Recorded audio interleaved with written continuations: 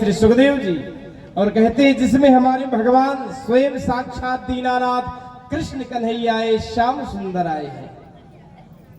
आप लोग प्रेम और भाव से सुनिएगा भगवान की दिव्य पावन कथा। भगवान विष्णु के नाभि कमल से किसका जन्म भया? ब्रह्मा बाबा का जन्म भया। ब्रह्मा बाबा से महाराज जी अत्रि महाराज जी का, अत्रि महाराज से महाराज चंद्रमा आए, चंद्रमा से महाराज पुरुरुआ आए, पुरुरुआ का विवाह उर्वशी अप्सरा से हुआ। बेटा हुए 6 आयु श्रुतायु अय जय विजय कृति। इन्हीं वंश में महाराज राजा नहुस जी हुए। राजा नहुस जी महाराज बड़े प्रतापी महाराज जी थे, बड़े प्रतापी राजा महाराज जी थे। और उनके ही पुत्र महाराज जी 5 पुत्र हुए, यति सयाति व्यति कृति। यति महाराज सन्यासी हो गए, राजा जजात जी को ही सत्ता दिया, राजा बना दिया। जजात जी महाराज जी को जब राजा बनाया महाराज तो इनकी 2 विवाह भये। शुक्राचार्य की पुत्री देवानी के साथ भी इनका विवाह हुआ था। वृकप्रभा की पुत्री शर्मिष्ठा के साथ भी इनका विवाह। कैसे महाराज? पूरे एक बार महाराज जी क्या हुआ, हजारों संग सखियों के संग महाराज शर्मिष्ठा और देवयानी चली है खेलती, आमोद प्रमोद करती हुई महाराज एक सरोवर में आई है। आमोद प्रमोद करती हुई एक दूसरे पर जल छिड़क रही, महाराज स्नान कर रही हैं। अब भोलेनाथ जी महाराज जी की महाराज आसन डोल गई, डमरू बजाते हुए महाराज गड़गड़ाए ऊपर से जा रहे थे। अब भोलेनाथ जी महाराज जी को देख करके स्त्रियां एकदम शर्मिंदा हो गई और दौड़ करके अपने वस्त्र को पहनने लग गई महाराज।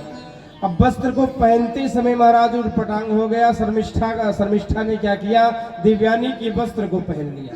अब जब देवानी के वस्त्र को पहन लिया महाराज जी, अब तो क्रोध आ गया देवयानी को, दासनी होकर के मेरे वस्त्र को पहन लिया है इसलिए रे दुष्टनी रे पापनी।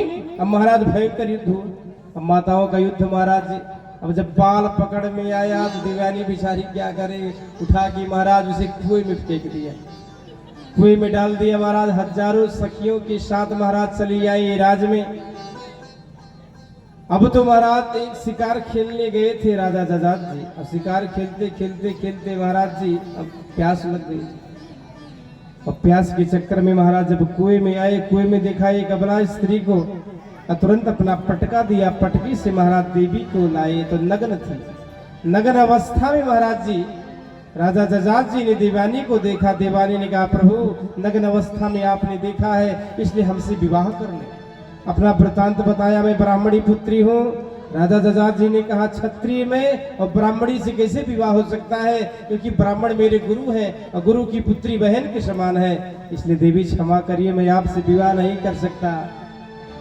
तो देवानी ने कहा कि प्रभु मुझे श्राप लगा हुआ था।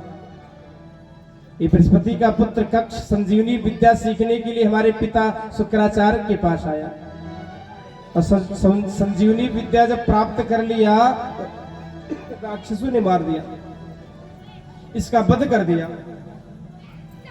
तो हमारे कथनानुसार, हमारे कहनानुसार शुक्राचार्य जी ने कक्ष को जीवित कर दिया। कक्ष आया, प्रभु गुरु जी क्या दक्षिणा दे दूं? तो शुक्राचार्य जी ने कहा इस पे बिटिया का हक है, बिटिया से जाकर के गुरु दक्षिणा मांग लो। अब दीवानी के पास जब आए तो दीवानी ने कहा कक्ष मुझसे विवाह कर लो।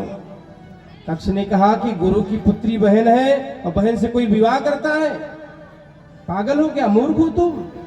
और दीवानी ने श्राप दे डाला, जाओ तेरी संजीवनी विद्या निष्फल हो जाए। तो कक्ष ने भी श्राप दे डाला, जाओ क्षत्रिय कुल में तेरा विवाह हो, ब्राह्मण कुल में तेरा विवाह न हो, इसलिए प्रभु मुझे श्राप लगा हुआ है। राजा जजात जी ने कहा अच्छा ठीक है, चिट्ठी पत्रिका आदि दे दिया महाराज, अपना पूरा पता दे दिया।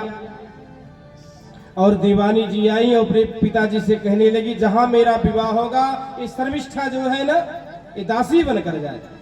और शर्मिष्ठा 1000 सखियां दासी बनकर के महाराज राजा जजात जी के यहाँ। देवयानी के 2 पुत्र हुए हैं महाराज जी, अनु और दुहु, 2 पुत्र हुए महाराज। एक दिन शर्मिष्ठा ने जब देखा देवानी की 2 संतान तो सवतिया डाह हो गया, पति का आज तक प्रेम मिला नहीं और इसके 2 संतान। तो किसी तरीके से महाराज जी राजा जजात जी को प्रभावित कर लिया, अपने वचनों में अपने साथ रहने लगी, स्वामी जी को लेकर, राजा को लेकर के। अब तो महाराज यहाँ से 3 संतान हुए। एक दिन देवयानी की दासी ने देख लिया, ये तो शर्मिष्ठा के साथ रहते हैं। जाकर देवानी को बताया, देवानी को बड़ा क्रोध हुआ, इतना क्रोध आया इनकी तिलमिला उठी और अब महाराज राज को छोड़ करके अपने पिता के घर चली गए। अब महाराज जी हाथ जोड़ करके गिड़गिड़ाते गिड़गिड़ाते आए, बोले देवी जी ऐसा मत करो। अब महाराज क्रोध में भरे हुए शुक्राचार्य जी ने श्राप दे डाला, रे मूर्ख, जाओ जरा देवी उत्पन्न हो जाए, बूढ़ा हो जा तू। जरा मतलब बूढ़ा, बुढ़ापा का महाराज श्राप दे डाला। अब क्या करें? हाथ जोड़ करके राजा जजा जी ने कहा, प्रभु इसमें आपकी बिटिया का हित है, अगर मैं बूढ़ा हो जाऊंगा तो आपकी बिटिया तो स्वस्थ रहेगी, जवान रहेगी, इसलिए प्रभु ऐसा मत करो। शुक्राचार्य जी ने कहा अच्छा ठीक है, जो आपको जवानी दे दे तो उसके बदले में उसे बुढ़ापा दे करके जवानी ले लो। अपने नगर में आए, राज्य में आए, पुत्र को बुलाया, भैया अपने अपनी जवानी को कौन दे सकता है अपने पिता को। अब तो महाराज अनु दुहु आदि आदि तुर्बसु जितने थे सब हंसने लगे। किसी ने जवानी अपने पिताजी को नहीं दिया, लेकिन जो दासी पुत्र था, शर्मिष्ठा का पुत्र पुरु था, पुरु ने कहा हे पिताजी आपका रक्त हमारे अंदर है, मैं अपने जवानी को आपको देता हूँ, बदले में बुढ़ापा स्वीकार कर लेता हूँ। क्योंकि पिता का दिया हुआ सारी संपत्ति है, ये पिता का दिया हुआ संपत्ति है। ऐसे महाराज आपके वंश में एक से एक प्रतापी राजा थे। सुखदेव जी कहते राजन आप पुरुवंशी हो, युधिष्ठिर आदि आदि जो है पुरुवंशी है, इसलिए भगवान राजगद्दी नहीं लिए हैं। क्यों? क्योंकि यदु तुर्वसु अनु आदि आदि श्रापित हो गए थे और पुरु को ही राजा बनाया था। राजन ऐसे ही महाराज उन्हीं यदु से महाराज भगवान का, यदु से भगवान का जन्म बतलाया जाता है, यदु के वंश से महाराज। अब पुरु से महाराज जी ये पुरुवंशी, युधिष्ठिर आदि आदि ये सब कौरव हुए हैं पुरुवंशी। इसी में महाराज जी यदु के खानदान में महाराज सुरसेन हुए, जिनके पुत्र हुए आनक धुंधुवी, जिनका नाम था वसुदेव जी। जब इनका जन्म हुआ महाराज जी नगाड़े बजने लगे, आकाश मंडल से पुष्पवृष्टि होने लगी, मृदंग बजने लगे महाराज जी। क्यों? क्योंकि इन्हीं के महाराज जी पुत्र बनकर के भगवान आएंगे, इसलिए महाराज नगाड़े आदि आदि बज रहे हैं। ऐसे भगवान वसुदेव नंदन बनकर के वासुदेव जी आए, कृष्ण कन्हैया आए, जेल गृह में आए और जेल गृह में आए महाराज, वहां से चले गए गोकुल। गोकुल आए महाराज जी, यहाँ रहे 5 वर्ष और गोकुल से चले आए वृंदावन, रहे 6 वर्ष, हो गए 11 वर्ष।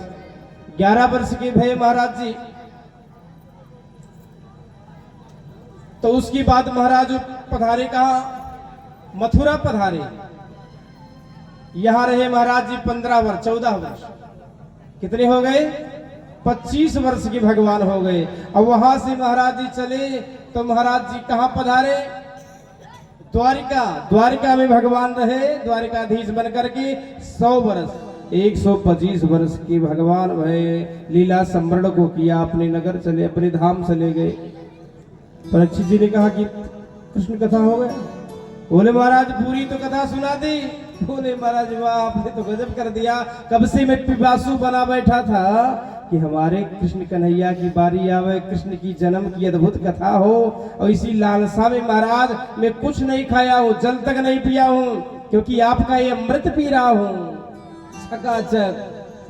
तब महाराज श्री सुखदेव जी महाराज दसम स्कंद में प्रवेश करते हैं, जिसमें है 90 अध्याय, इसलिए भगवान का हृदय कहा जाता है भागवत का दसम स्कंद। अगर भागवत का पाठ ना हो तो केवल दसम स्कंद का पाठ हो जाए, आपका भागवत का पाठ पूरा हो जाता है। तो दसम स्कंद ही से महाराज श्री सुखदेव जी ने विस्तार पूर्वक भगवान कृष्ण की चर्चा करी। बोलो बाके बिहारी लाल की। कथितो वंश विस्तार भवतो सोम सूर्य राज्ञां शोभवंश्यानां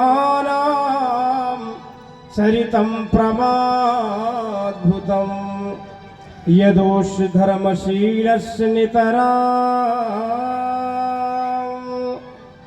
तत्रा सेनावतीर्णस्य विष्णु वीर्याणि संसदा। जिन महाराज चंद्रवंश में मालिक कृष्ण कन्हैया का अवतार हुआ, बड़ा दिव्य इनका चरित्रामृत है। 2 बार परमात्मा का नाम लेंगे और भगवान का जन्म थोड़ा तीव्र गति से कराएंगे। हो मैं तो जपूं सदा तेरा नाम,